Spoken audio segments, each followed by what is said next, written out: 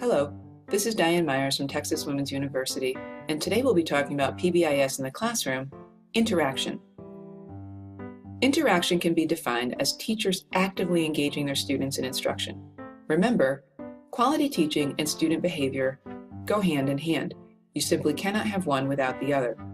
Quality teaching cannot occur unless students are behaving appropriately, and students behaving appropriately cannot occur unless quality teaching is present. Actively engaging students has been consistently associated with improved student behavior and increased student achievement in research study after research study. What are some ways in which teachers can actively engage students during their instruction? Here are some examples of ways to actively engage students during instruction. First, provide high rates of opportunities to respond. Ask a lot of questions. Vary individual versus group responding. You can solicit responses from individual students, or you can ask the group as a whole to respond to a question. Increase participatory instruction, and we're going to give several examples of how you can do that.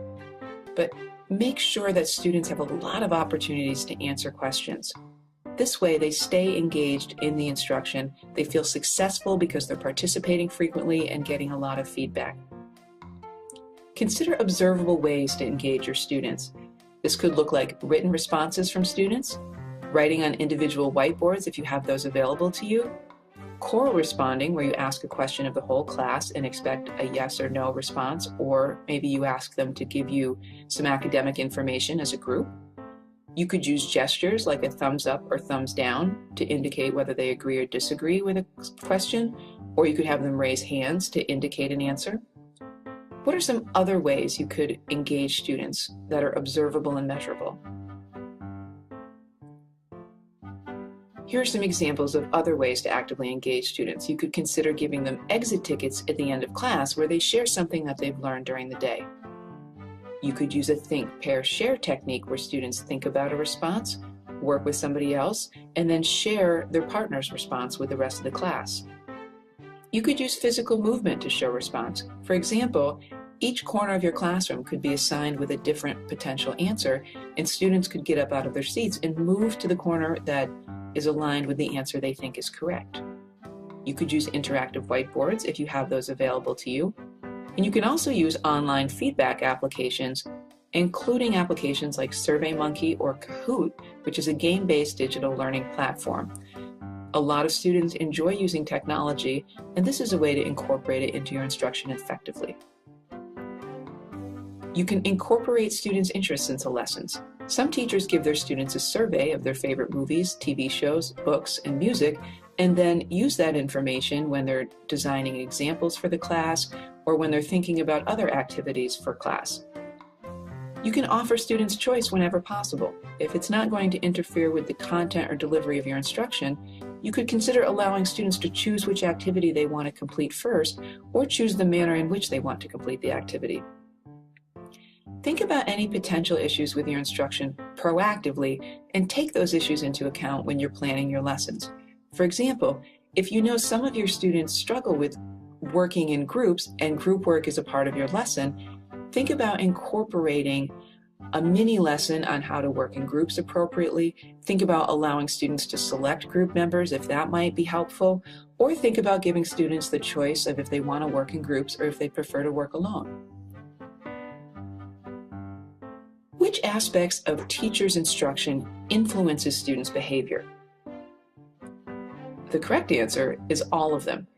Any behavior in which a teacher engages during instruction can impact students' behavior. Here are some specific examples. The pacing of your instruction can impact student behavior. If you're going too quickly, students might become frustrated, they might tune out, and they may engage in off-task behaviors. Similarly, if you're going too slowly, students may become bored and they may also tune out and engage in off-task and undesirable behaviors. The difficulty of your lesson can impact student behaviors. If it's too challenging, students might become frustrated and engage in behaviors that match that frustration. If it's too easy, students might realize that it's not challenging, that the expectations are low, and they might engage in problem behaviors. Sometimes there's a mismatch between the task and your student's ability level. Perhaps students don't have the prerequisite skills in order to complete the task, so you might need to go back and reteach some foundational skills. Sometimes it's the variation in our instruction that can impact student behavior. If we're not varying how we're delivering instruction or our content, students might become bored and engage in off-task behaviors that reflect that boredom, or we might be jumping between tasks too often, and students may become frustrated because they don't feel like they're mastering any of the content and engage in behaviors that reflect that frustration. Our own enthusiasm about what we're teaching can have an enormous impact on our students' behavior. If a student asks you why you're learning something, the teacher should have a ready response for that. We should be invested in the content that we're sharing with our students, and students will know if we have invested ourselves or not by the way that we deliver the content. Project enthusiasm and excitement and energy towards your students, and they will return it. Similarly, if we do not seem engaged with the content, we cannot expect our students to engage with the content. Be enthusiastic about what you're teaching and about the opportunity to give these learners some more information.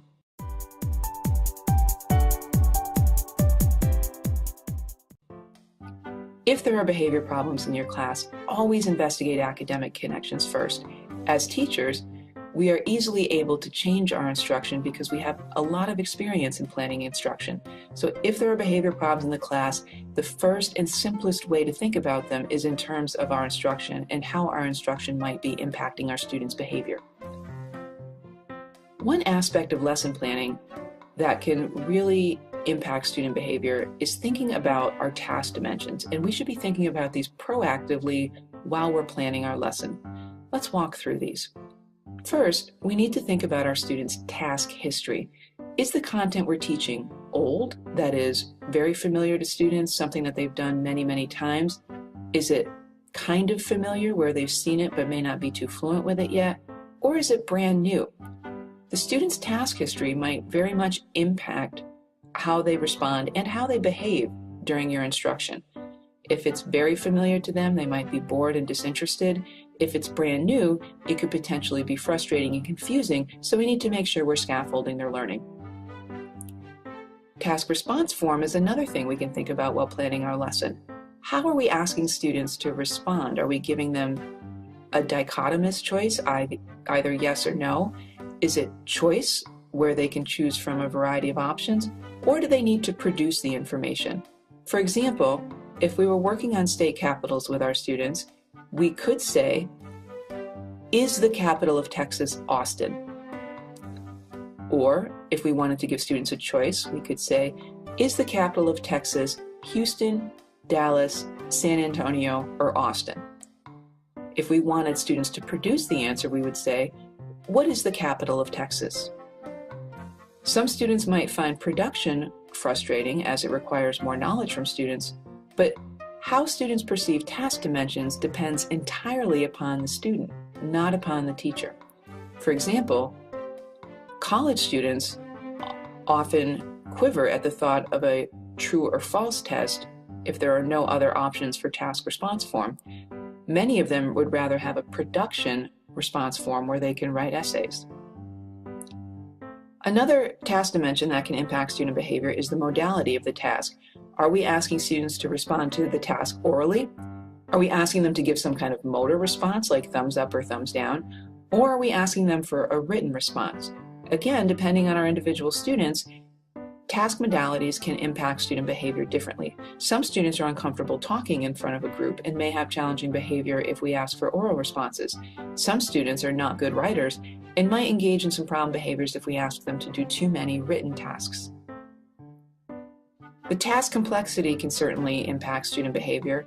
Difficult tasks might occasion more problem behavior because students might be more frustrated. Tasks that are too easy may also occasion problem behavior because students will be bored and have a lot of downtime. How we schedule our tasks can impact student behavior. If we're giving students a long time for an individual task, we need to make sure that that time is warranted and that students have enough activities to meaningfully fill that space. If we're doing more abbreviated task scheduling, we need to make sure students have enough time to complete tasks without feeling frustrated or rushed. Finally, we can think about task variation. Are we giving students different ways to engage in the content, like starting with a lecture, then giving practice activities, then allowing them to work together, and then regrouping for a discussion? Or are we just lecturing students for the duration of the day? Sometimes students respond better to tasks that are varied, but if we vary too quickly, we might run into issues with students not being able to transition as quickly as we would like. We need to think about all of these task dimensions as we're planning our lessons, and think about which task dimensions are likely to make tasks more difficult. The answer is really any of them. It depends upon the student and his or her own task history and perception of how these different task dimensions can affect the behavior.